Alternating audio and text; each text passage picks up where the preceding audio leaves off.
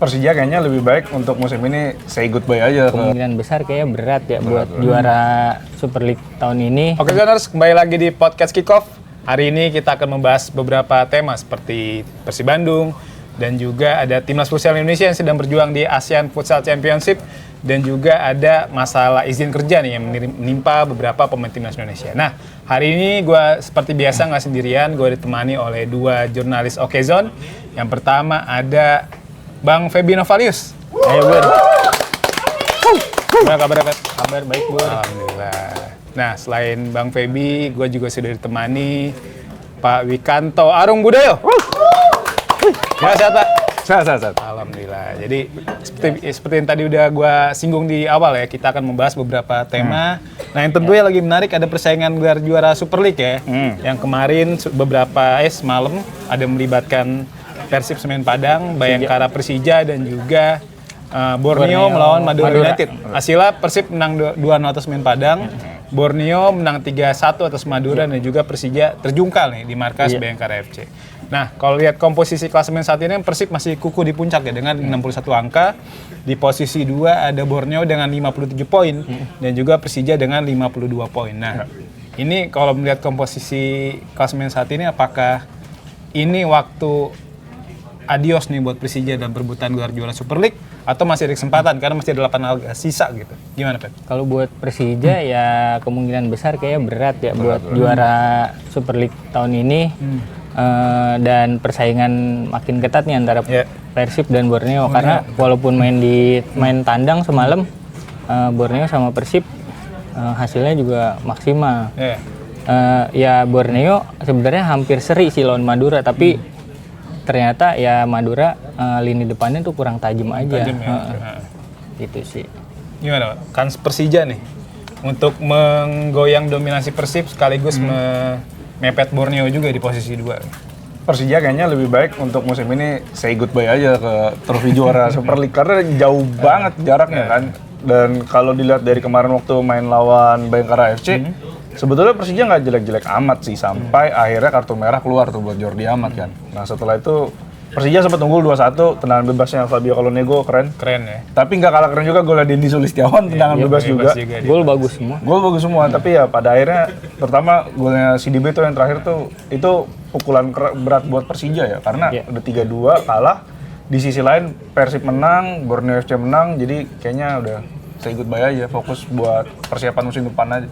Nah itu kan yang jadi sorotan mungkin Cyrus Margono ya. Bukan laga debut tapi langsung bobolan 3 gitu.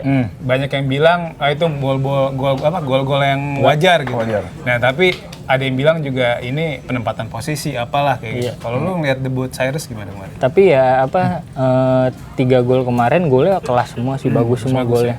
Terus Persija juga sebenarnya sebelum Jordi Amat kartu merah malah Persija mainnya kurang maksimal. Malah ketekan. Karena Bayangkaranya neken terus-terusan kan dari CDB, dari Dombia. Iya benar. Tapi setelah kartu merah Jordi Amat Persija malah mainnya lepas. Terus lebih maksimal. Nah setelah itu ya emang dibombardir sama Bayangkara jadi terus udah gitu golnya juga kelas semua jadi wajar Bayangkara bisa menang sih sebenarnya. Kalau debutnya Cyrus sih sebetulnya nggak terlalu jelek ya. Cuman kesalahannya paling di gol pertama karena kan tuh yang dekat kan. Harusnya nutup. Iya, harusnya kiper kan jago nutup yang dekat tuh. Jadi ya kalau dikasih nilai dari 10 paling 6 lah. Jadi debutnya Cyrus di angka 6 ya. Di angka 6 lah. Nah, tapi nih optimisme ditunjukkan pelatih Persija nih Mauricio Souza bilang ya secara matematis kita masih ada peluang dan selama masih ada peluang coba kita manfaatin. Nah, tapi kan di saat bersamaan juga Persib Bandung ini tinggal butuh 20 poin ya untuk mengunci gelar juara Super League dari 8 pertandingan tersisa. Jadi kalau misalnya Persib dapat 20 poin tambahan dari 8 laga sisa, dia bakal mengoleksi 81 poin. Nah, 81 poin ini merupakan poin maksimal yang bisa didapatkan Borneo FC kalau sapu bersih 8 laga sisa. Kalau poinnya sama-sama 81, Persib angkat juara karena unggul head to head kan. Karena di Bandung Persib menang 3-1, di Samarinda skor sama kuat 2-2. Nah, ini kalau melihat kans Persib dalam upaya meraih yang minimal 20 angka nih untuk dapat gelar juara Super League musim ini, gimana peluangnya? Peluangnya tentu sangat besar buat Persib Bandung, tapi sekali lagi ini main Liga Indonesia. Liga Indonesia diprediksinya susah. Walaupun lawan tim kecil main kandang juga belum tentu dapat poin penuh. Iya. Makanya Persib kalau lihat materi pemain, komposisi pemain dari cadangannya, dari pemain ininya sangat paketnya tuh lengkap banget. lengkap. Makanya dia mau masukin Ramon Tanke dulu, Endru Jung dulu, Jadi kedalaman siapa dulu. squadnya bagus ya. Iya, nah Mau itu ada pemain cedera juga nggak masalah gitu. itu jadi keunggulan Persib Bandung sih di Super League tahun ini. Dan kalau Coach Bojan bisa maksimalin, dia bisa dapat juara lagi nih untuk hat-trick ya. Hat-trick Hat-trick. gelar, betul. Hat-trick Itu gelar. pertama kali kan kalau hat-trick di Liga Indonesia. Di Liga Profesional ya, Iya. dari tahun 94 gitu. Di 94. Nah, kalau lihat dari jadwal sisa sih paling yang bakal agak sedikit menghambat Persib Bali United sih. Bali United kan pertandingan besok kan lawan Bali United. Bali United tuh secara tradisional suka merepotkan Persib kan. Terus juga mereka juga ada tandang ke kandangnya Bayangkara FC. Tapi itu udah pekan-pekan 3-2 ya kayaknya. Jadi 3-2 Persija, berarti ya 3-1 lah ya. iya 3 Terakhir 3-1. lawan Persija ya. Ya lawan Persija. Persija tuh di pekan ke-34. Terakhir lah 3-4. Jadi ya mungkin agak beratnya di antara dua itu sih. Kalau nggak Bayangkara ya itu tadi Bali United. Dan ya mungkin Persib akan sebisa mungkin secepat mungkin jadi juara sebelum pertandingan terakhir karena lawannya Persija kan. Dan, mereka juga pasti pengen datang ke kandang Persija dengan status juara kan, guard of honor. Kira-kira kita lihat aja kalau Persib sudah juara di sebelum pekan terakhir, apakah nanti Persija akan memberikan guard of honor ya kan atau enggak gitu. Ya karena kan sebenarnya Persija bukan di pekan terakhir tapi di pekan ke-32 ya. Iya. Pekan ke-32. Nah, masalah guard of Dua honor terakhir tuh ya? dua terakhir. Masalah guard of honor tuh sebelumnya gue juga pernah ngobrol juga sama Mas Yuke Sukurniawan. Iya. Nah, ini masalahnya di Indonesia nerapin Iya. guard of honor atau enggak? Karena guard of honor itu kan kalau di Eropa biasa ada di Spanyol ya. Biasanya tuh Madrid atau Barcelona ketika di tim juara tuh dia ngasih penghormatan ke tim juara. Makanya nih Apresiasi ya. kita saksikan lah ya di sanggupkah Persib mengunci gelar juara lagi musim ini. Nah, ini di laga kemarin lawan Semen Padang tentunya kan yang jadi menarik perhatian tentunya Ramon Tanke kan. Ramon Tanke Favorit lu ya, Bur. bisa akhirnya bisa golin lagi nih kan. Iya. Tapi kalau dilihat ternyata di Super League Ramon Tanke saat ini berstatus pencetak gol terbanyak ketiga di Persib setelah Endru Jung dan juga William Barus. Endru Jung 10, Barus 8, nah Ramon Tanke 7. Ya. Dan ini juga 2 gol lawan Semen Padang ini merupakan gol pertama dan keduanya di laga tandang musim ini di ajang Super League. Lalu kalau ngelihat progres Ramon Tanke gimana musim ini? Apakah dia sebaiknya terus dipertahankan Persib atau gimana? Karena kalau kita lihat gol-gol yang dibuat Ramon Tanke nih template semua. Pokoknya golnya dari umpan silang semua ya kan. Yang kedua kalau kata Iya. main futsal mah ya. Semuanya, hampir semua. Hampir semua. Kan semalam juga gitu kan, tiang jauh semua benar Iya. tiang kedua. Termasuk di match sebelumnya, seperti di ACL 2 lawan Bangkok juga sundulan, lawan Borneo juga waktu itu asisnya Beckham juga sundulan. Gimana ngeliat? Persib Bandung soalnya strikernya bagus semua. Ya Coach Bojan juga kayaknya menyesuaikan lihat lawannya juga sih kayaknya. Makanya semalam lawan Semen Padang ya yang diturunin Ramon Tanke dulu lah. Walaupun dia akhirnya diganti sama Sergio Castel kan. Iya, Pastel. Ya lihat permainannya sebenarnya Ramon Tanke fighting spiritnya bagus sih. banget, betul. Dan striker sekarang kan yang fungsinya juga nggak selalu ada di depan, tapi dia juga bantu jemput bola, bantu bertahan juga kan. Iya. Ya itu diterapin sama Ramon Tanke juga sih semalam. Ya itu hasilnya ya dia bisa memaksimalkan peluang Iya. bolanya jatuh banget lagi pas Bola di jatuh ya? iya Jadi pas bisa berdekatan dapat sama- posisi juga kan. Jatuh dari Kalau di ibarat di sepak bola luar tuh dekade 90-an dari Inzaghi lah ya. Iya. Jadi seakan-akan bola nyamperin dia gitu. Iya. Tapi back lawan juga sekarang mulai agak takut juga, agak segan juga dua orang lo backnya Semen Padang jagain Ramon Tanke doang. Iya. Kalau soal Tanke di pertandingan atau enggak tergantung Boyan Hodak juga, tergantung pelatih lagi sekali lagi kan karena kontrak Boyan Hodak habis kan. Memiliki beberapa tipe striker yang berbeda di tim itu bagus kan buat tim. Jadi ketika misalnya taruh Endru Jung ternyata nggak works, bisa masukin Tanke dengan gaya bermain yang berbeda, atau misalnya ketika Tanke starter nggak bekerja dengan baik, Endru Jung bisa masuk atau melengkapi gitu. Jadi ya memang proses adaptasinya Tanke agak lama ya di Persib ya. Terutama juga ketika ternyata cara dia untuk bisa mencetak gol adalah kebanyakan lewat template, lewat sundulan tadi. Dan ya mungkin layak lah untuk dipertahankan. Ya pokoknya tergantung. Iya, lah. bener. Kalau layak atau enggak ya layak. Bener. Walaupun ya sebenarnya siapapun pemain asing di Persib nggak ada jaminan buat dipertahanin ya. Karena kita merujuk ke musim lalu kan kayak David da Silva yang bisa golin sampai 20-an dan jadi top skor. Maksudnya bantu Persib juara 2 musim beruntun Liga Indonesia pun ke Depak kan. Joe Alves, Terren Del Pino, dan itu pemain-pemain yang terbukti dan di saat bersamaan juga pemain-pemain asing Persib Bandung musim ini sebenarnya nggak ada yang benar-benar bagus banget. Kecuali Barba mungkin. Barba memang pengecualian karena mungkin karena biasa main di level yang tinggi kan. Biasa ketemu Ronaldo dulu di zaman masih bela Benevento, terus juga ketemu Messi pas bela Real Valladolid. Jadi kan nunjukin kalau pas Barba main di Indonesia mungkin ya levelnya bisa jauh lah levelnya. Nah, ini balik lagi ke perebutan gelar juara Super League mungkin ya. Kan kalau yang tadi gua udah bahas, Persib hanya butuh 20 poin ya, dari 8 laga sisa. Nah, kalau lu lihat sendiri gimana Pak? Dari 20 poin ini kira-kira kalau memang Persib dapat jatah lagi, maksudnya dalam arti itu memang rezekinya Persib lagi untuk juara, kira-kira bakal juara di pekan keberapa? Paling sih ya kalau misalnya tadi Persija digeser bukan jadi laga terakhir jadi 32, kayaknya sih setelah lawan Persija sih juaranya. Kemungkinan itu ya. Sampai akhir berarti. Sampai akhir. Persija kan digeser ke 32 kan. Tadinya kan pertandingan terakhir tuh 34 digeser ke 32. Mungkin kalau misalnya belum Persib belum juara sebelum itu ya juara ketika di Jakarta sih. Ya, berarti itu ke 32 ya. Paling realistis lah ya. Paling realistis dan itu kayaknya bakalan bakalan harus diantisipasi banget sih dari sisi keamanan ya karena kan juara di kandang lawan. Kemungkinan main di Jakarta lah ya, entah itu di JIS atau di GBK ya kan. Ya itu bakal jadi sesuatu yang kayak menjual aja lah buat Persib, buat dijadiin konten di medsos ya kan. Juara kandang lawan ya. Juara hat-trick ya kan, bikin malu lawan itu sesuatu yang dan itu pasti hal yang dihindari Persija ya kan. Dihindari Persija. Dan dia nggak mau kan kalah di kandang sendiri gitu kan, atau yang melihat Persib akhirnya jadi juara di kandang sendiri ya kan. Berarti nah, di pekan ke-32 lu 32 atau 33 lah. Kalau gua lihatnya karena lihat Borneo pertandingannya yang berat tuh cuman lawan Malut sebenarnya, tapi itu juga pertandingan terakhirnya dia ya kan. Sisanya ya papan tengah, ketemu PSM, ketemu Persita, ketemu Bali. Nah, malah ini bisa jadi tekanan juga nih buat Persib Bandung yang lawan-lawannya lebih berat gitu sih.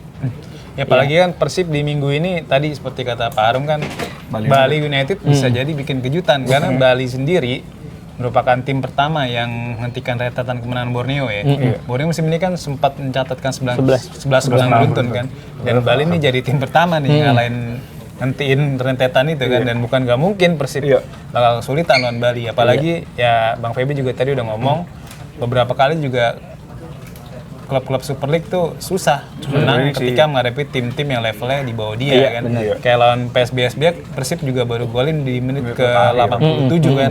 Saat itu lewat Berguinho. Nah jadi pokoknya ya kalau gue sih berharap persaingan Super League bisa terus bertahan ya sampai pekan ke 33 atau 34, dan tim yang benar-benar siap gue pengennya jadi juara karena ya tim inilah akan mewakili Indonesia di ACL 2 musim depan kan. Nah ini kalau nanti misalnya juara Persib akan tampil di playoff ACL 2 dan akan menghadapi kemungkinan nih salah satu wakil dari Singapura, dan ini posisinya Persib akan tandang ke klub itu untuk memperebutkan satu slot di fase grup.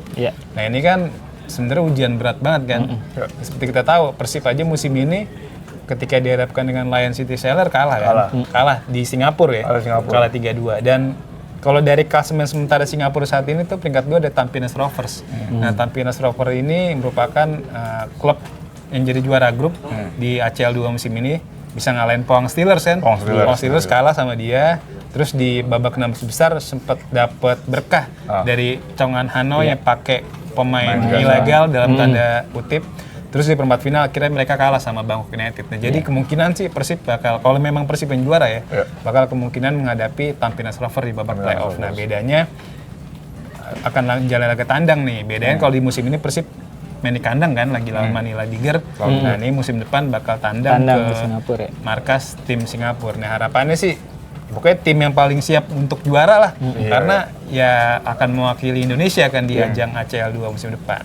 Nah, itu bukan persaingan dari Super League, tinggal kita tungguin nanti pertandingan lanjutan di akhir pekan nanti di hari Sabtu dan juga hari Minggu. Nah, Selain Super League juga ada timnas futsal Indonesia yang lagi main di ASEAN Futsal Championship lah, atau nama bekennya bisa dibilang Piala AFF lah. Ya. Piala AFF Futsal, timnas futsal Indonesia di grup B ya. Grup sama Australia, Malaysia dan juga Brunei. Di laga pertama kan Indonesia menang besar atas Brunei dengan hat-trick dari pokoknya Muhammad Sanjaya lah pemain debutan. Muhammad Sanjaya ini merupakan satu dari 5 pemain debutan timnas futsal Indonesia di Piala AFF, karena coach Hector Souto dari 14 pemain yang dibawa ini 5 diantaranya masih 0 caps ya. Tapi Muhammad Sanjaya itu bisa bisa mencetak banyak gol di laga debutnya bersama timnas futsal Indonesia. Nah, ini walaupun minus Ardian Syanur, tanpa juga Israr juga dan juga beberapa pemain top lain. Nah, nih kira-kira gimana kans timnas futsal Indonesia? Kansnya tentu timnas futsal kita kansnya tentu bisa sampai final ya. Walaupun dibilangnya ini skuad keduanya lah, tapi kan karena futsal cuman 14 pemain yang bisa ikut. Ya ini juga 14 pemain yang terbaik sih sebenarnya, karena mereka juga main-main di Liga Pro kita kan. Terus para pemainnya juga pemain inti di timnya masing-masing juga. Jadi kualitasnya jangan diraguin lagi. Tinggal rezekinya aja nih mereka bisa sejauh mana. Walaupun target si pelatih timnas kan cuma sampai semifinal kan kata dia kan. Tapi kalau dilihat mah ya main futsal kan tinggal adu strategi, tinggal adu pemainnya siap apa enggak kan di pertandingan. Ya harusnya pemain ini juga siap sih, karena mereka juga setiap minggunya kan udah rutin bertanding juga kan. Terus kayak Sanjaya juga dia pemain yang bagus. Dia juga main di sepak bola juga soalnya. Pernah main di Liga 2 lah atau Liga 3 di Tapi sekarang udah nggak aktif. Kayaknya kemarin masih main deh. Dan sekarang mulai futsal lagi. Terus makanya dipanggil sama coach Hector juga kan, dikasih kesempatan. Dan terus sebelumnya kayaknya dia timnas juga, timnas U20. Jadi secara kualitas ya Sanjaya juga bagus. Oke, kan coach Hector juga bilang sebagai proyeksi untuk Piala Dunia Futsal ya 2028 ya. Jadi kalau kita lihat beberapa hari sebelum pertandingan, coach Hector seperti kayak menurunkan ekspektasi kan. Dia kayak bilang ke fans, kita persiapan cuma 2-3 hari, nggak kayak edisi kemarin 2024 ketika kita juara itu kan panjang persiapannya. Jadi dia seperti menurunkan ekspektasi, dan mungkin itu juga penting buat para pemain karena mereka bisa tampil tanpa beban. Nah, justru ketika tampil tanpa beban, pemain bisa lebih lepas kan, bisa lebih menggila lah. Kita tahu udah nggak bisa juara lagi gitu. Tapi sekali lagi mungkin coach Hector pengen melihat talent pool futsal Indonesia itu sebanyak apa. Karena kan ada beberapa pemain yang muda juga yang dipanggil debutan juga, dan tapi juga memasukkan lagi nama seperti Muhammad Al-Bagir yang kemarin di Piala Asia nggak main, dicoret. Dan mereka juga coach Hector juga masih bawa Dewa Rizky yang kemarin dari Piala Asia. Jadi mungkin ini adalah squad coba-coba, tapi dari situ kita bisa melihat hikmah, walaupun misalnya nggak melangkah jauh, seenggaknya coach Hector punya bayangan, oh ini pemain-pemain yang bisa dipakai untuk di tim yang bisa dibilang tim A ya, bisa dipakai tim A, bisa dicoba. Yang seleksi lah ya. Seleksi kayak gitu. Jadi ya juara atau enggak ya, pengennya sih juara ya sebagai seorang Indonesia, sebagai fans juga. Tapi statusnya juara bertahan kan? Tapi apalagi juara bertahan, gengsinya tinggi kan. Tapi ya kalau melihat apa yang dilakukan coach Hector di kompetisi kali ini, kayaknya sih dia lagi pengen punya visi ke depan gitu. Karena waktu di China yang turnamen kecil di China, CFA itu coach Hector juga bawa pemainnya juga yang juara ya. Itu bukan coach Hector, malah Amril Daula. Yang pegang kan. Ya itu di situ juga tetap ada Dewa Rizky jadi kapten kan di situ ya. Di sini juga Dewa Rizky main dan ada pemain-pemain yang kemarin juara 2 Piala Asia juga pada main juga, ada Yogi di situ, ada Dewa Rizky di situ. Jadi ya gue lihatnya sih lebih buat regenerasi, karena timnasnya Iqbal tuh udah matang semua, usianya udah masuk 30 kan. Udah nggak muda lagi gitu. Makanya coach Hector ya ngelihat mental pemain sekarang, anak-anak muda gimana, sejauh mana, ya makanya targetnya juga nggak berani bilang final juara enggak. Tapi memang tipikal coach Hector seperti itu mungkin. Karena di Piala Asia Futsal juga coach Hector selalu bilang tuh target kita perempat final. Realistis aja. Target kita perempat final, artinya kan lolos dari fase grup kan. Tapi kan hasilnya hampir juara malah. Kalau nggak ada gol Iran di gol open play, power play di menit ke bisa juara. Akhir tuh kita bikin sejarah yang luar biasa kan, walaupun masuk final pun udah sejarah ya. Iya. Nah ini dari 14 pemain ini juga coach sektor mencoret satu nama nih, ada nama Ardiansyah Runtuboy. Karena Runtuboy ini kan bisa dibilang sebagai wonderkid lah di tahun 2017 ya, kalau sekarang udah bukan wonderkid lagi. Nah, tapi kan dia oke lah waktu itu mau bela beberapa tim maupun di klub maupun di tim nasional. Nah tapi di era coach sektor nggak pernah masuk daftar skuad akhir nih. Di Piala Asia Futsal juga dicoret di akhir-akhir. Di Tapi Piala selalu AFF masuk Futsal juga panggilan timnas selalu ya? dipanggil ikut seleksi, ikut pemusatan latihan, tapi ujung-ujungnya dicoret di akhir bilang turnamen mau dimulai. Nah ini kira-kira apa yang bikin Ardiansyah Runtuboy nggak kepake sama coach sektor? Kalau gue lihat sih lebih ke kebutuhan tim ya Bur ya. Tapi yang apa, walaupun Ardiansyah Runtuboy itu kualitas ya udah nggak bohong lah, kaki kirinya istimewa banget lah itu. Itu mah Messi-nya. Udah kayak Ricardinho shootnya. Tapi ya itu karena kebutuhan tim, coach sektor juga banyak pertimbangannya mungkin ya. Jadi harus mau nggak mau di Ardiansyah Runtuboy harus dicoret, dicari pemain-pemain yang ya coach sektor kalau dilihat yang menyerangnya lebih bagus dan bertahannya juga harus lebih Apa bagus. mungkin karena Ardiansyah Runtuboy kayaknya defense-nya kurang? defense-nya mungkin kurang baik dibanding pemain yang lain. Tapi kalau secara menyerang ya Ardiansyah Runtuboy sendirian juga bisa dibawa itu bolanya. Iya. Ya itu karena kebutuhan tim sih, makanya dia nggak pernah masuk ke skuad intinya timnas, tapi selama persiapan Ardiansyah Runtuboy sih selalu dipanggil sih. Dan di timnya juga di Bintang Timur Surabaya, di mana sama coach sektor juga sebelumnya dipercaya juga kan dia. Gitu. Pernah dilatih di BTS ya, Mungkin coach sektor satu itu kebutuhan strategi, dua mungkin dia kan orang waktu yang kita ngobrol berdua itu sama coach sektor kan dia menekankan soal kolektivitas kan. Menurut dia mungkin kalau ada Ardiansyah Runtuboy bisa jadi pemain yang lain akan mengandalkan dia untuk menyerang, ya kan? Untuk bergantung lah pada dia. Sementara coach sektor punya filosofi untuk kolektif, siapapun yang main, ya siapapun yang bisa cetak gol, siapapun yang bisa saling menggantungkan satu sama lain gitu. Jadi mungkin itu juga faktornya kali ya. Oke, makanya kita lihat apakah keputusan coach sektor jadi membawa Ardiansyah Runtuboy akan membawakan hasil atau enggak ya. Nah ini tentunya dalam perebutan gelar juara kan Indonesia memiliki beberapa pesaing ya. Tentunya selain Vietnam ada juga tuan rumah Thailand. Dan Australia juga nggak bisa diremehin juga ya kan. Di Piala Asia Futsal kemarin juga Australia tampil oke. Nah ini gimana kans tim-tim seperti Thailand, Vietnam, Australia dalam upaya menjegal usaha Indonesia untuk mempertahankan gelar? Ya apa ya, tentu Vietnam, Malaysia, Australia mereka pasti persiapannya lebih baik dibanding kita. Ya kita juga persiapannya walaupun cuma sebentar, tapi pemain-pemain yang dipilih juga pemain-pemain yang udah biasa main bisa main kompetisi karena Liga Pro kita juga kan baru mulai beberapa pekan yang lalu kan. Pekan lalu sempat mulai satu match kan karena dua minggu ya setelah libur panjang kan. Iya. Terus ya apa malah kayak Vietnam, Thailand ngelihat kita malah Ketakutan ya. bisa ketakutan juga nih. Karena mau siapapun yang main apa kualitasnya hampir sama. Hampir sama, betul. Nggak ada bedanya karena gitu. coach sektor mungkin yang membangun tim secara sistem kan. Jadi dia nggak tergantung sama satu pemain. Siapapun pemain yang diturunkan ya bisa memberikan performa maksimal. Iya, Tambah lagi juga Indonesia kan 2 kali main Thailand, 2 kali juara kan. Piala AFF Futsal 2024 juara, SEA Games 2025 juga dapat emas kan. Jadi sebenarnya momentum timnas futsal Indonesia lagi untuk merusak dominasi Thailand nih. Karena Thailand juga lagi kelimpungan juga kan dengan bangkitnya futsal Indonesia. Dan momentum ini juga sih regenerasi juga. Thailand sama Vietnam regenerasinya kayak ketinggalan sama kita. Kita pangkas regenerasi di futsalnya lebih cepet aja.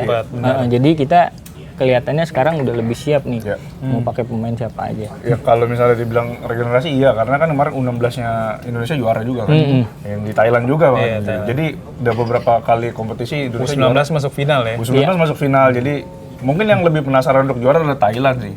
Karena 2 kali kalah sama Indonesia di Asia di 2024 sama SEA Games 2025. Kemarin U16 juga kalah sama Indonesia. Jadi mungkin mereka lebih penasaran untuk juara. Ya kalau misalnya Indonesia bisa masuk final, pengennya sih lawannya Thailand lagi ya, biar seru ya.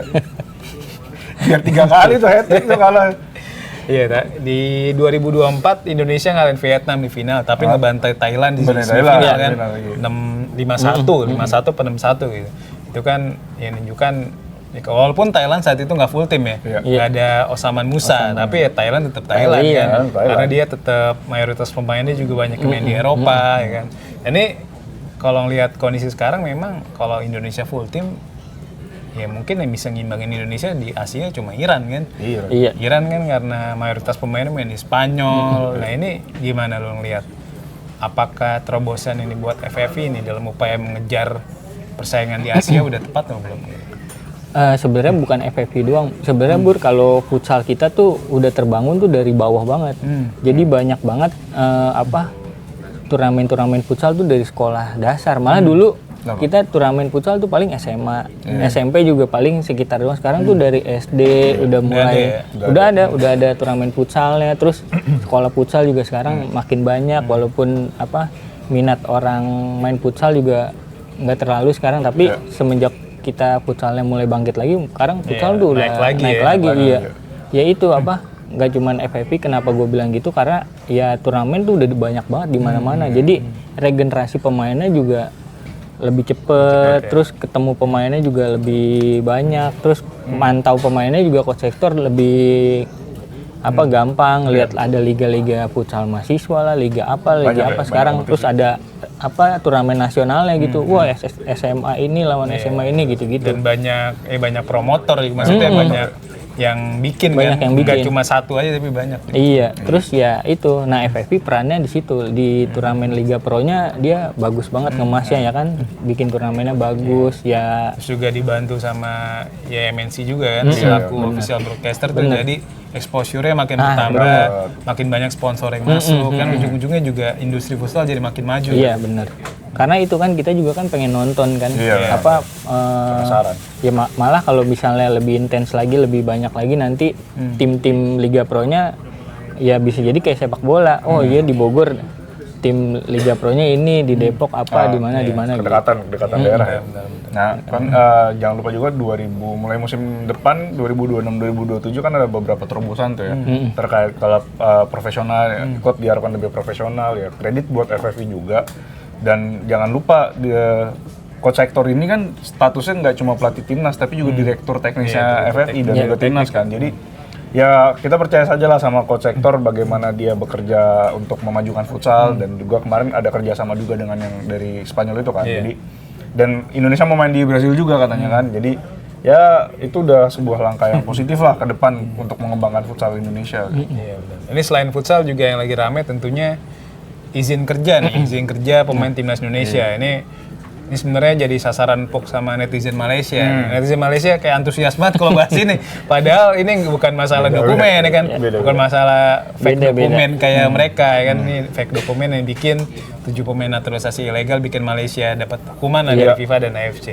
Nah ini kalau lu lihat sendiri perkembangan ini gimana Pak? Soal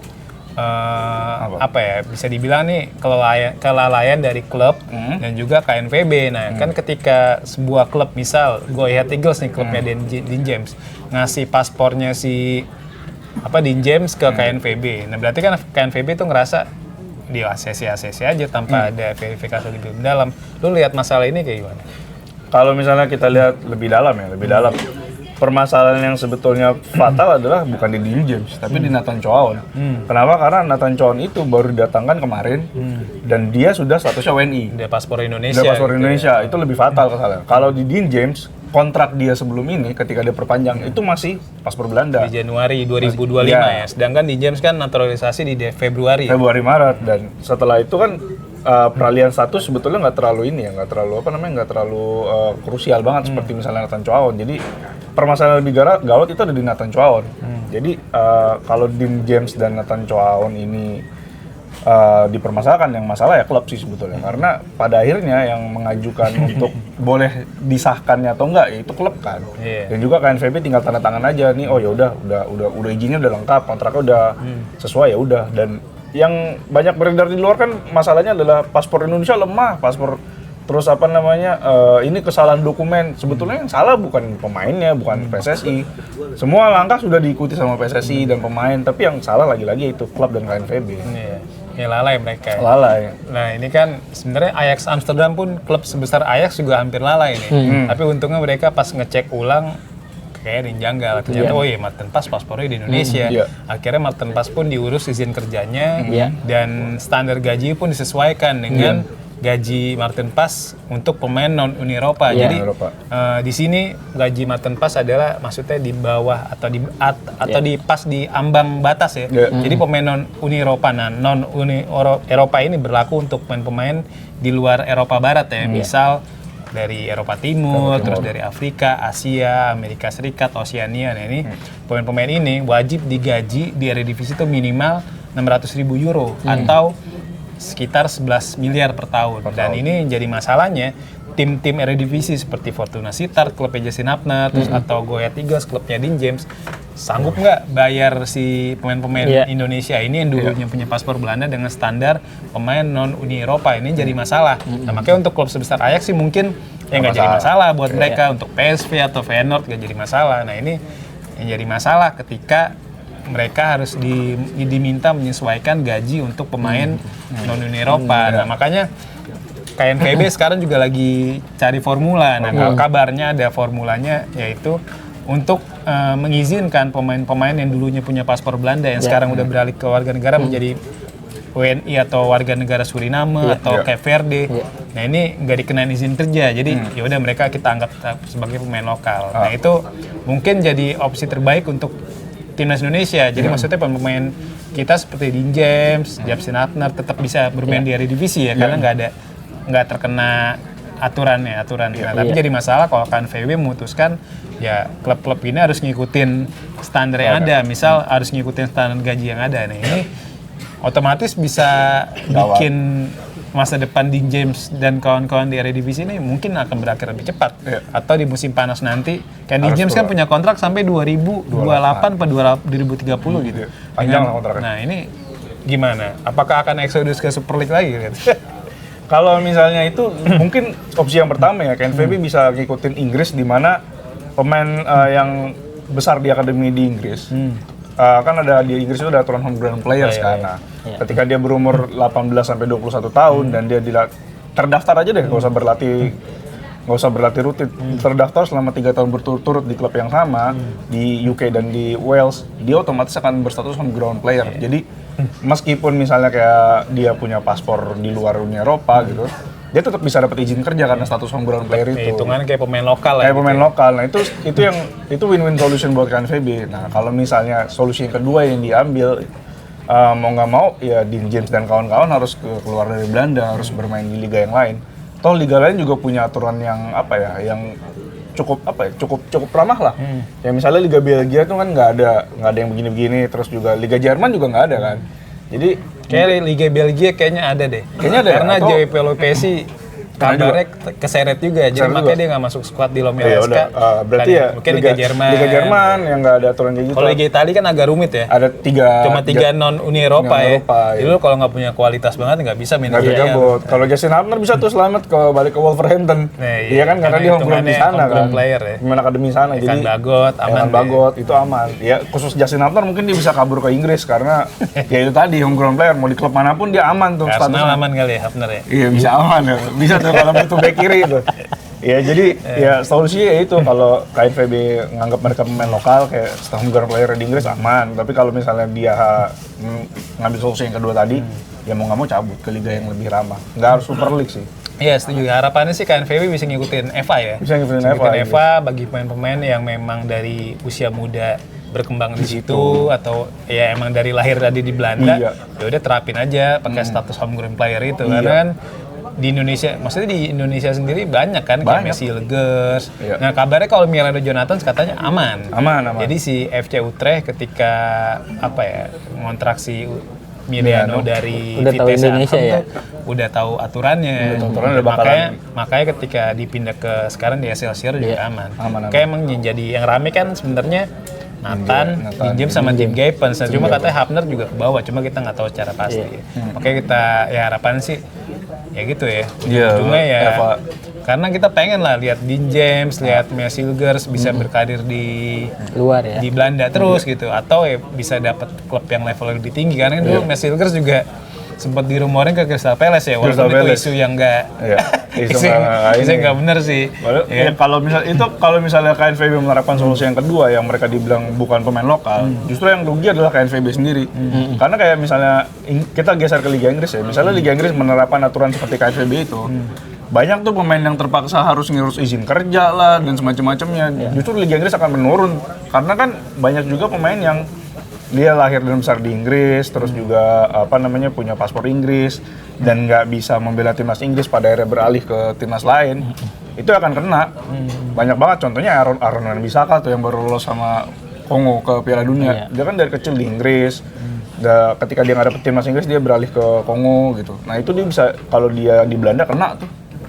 Jadi ya rugi di dua pihak sih, nggak cuma di pemain tapi juga di KNVB dan di area divisi. Benar. Oke, Wan-Bissaka udah jadi warga negara Kongo berarti. Udah warga negara Kongo. Berarti bakal main di Piala Dunia kalau memang fit ya. Fit. Karena Kongo juga, kemarin habis ngalahin Jamaika kan. Iya. Oke, sayang ya kaptennya Jamaika gagal bawa ke Piala Dunia kan, dari pemain Dewa United kan. Dewa United. Oke, itu dari timnas Indonesia, harapannya ya solusi terbaik lah ya bisa diberikan oleh KNVB agar ujung-ujungnya juga pemain-pemain seperti dari Indonesia, dari Suriname, dari Cape Verde juga bisa berkarir terus nih di kompetisi atas sepak bola Belanda. Oke deh, kita udah ngobrol sekitar 40 menit lebih. Terima kasih Bang Feby, Pak Arung. Nanti kita lanjutin lagi ya ngobrol-ngobrol dengan isu yang lainnya. Oke, Hokezoners, terima kasih udah nonton. Kita bertemu lagi di podcast Kickoff selanjutnya. Stay updated. Info terkini masih banyak. Jangan lupa subscribe, like, dan share YouTube official OKZone. Dan selengkapnya ada di okezone.com.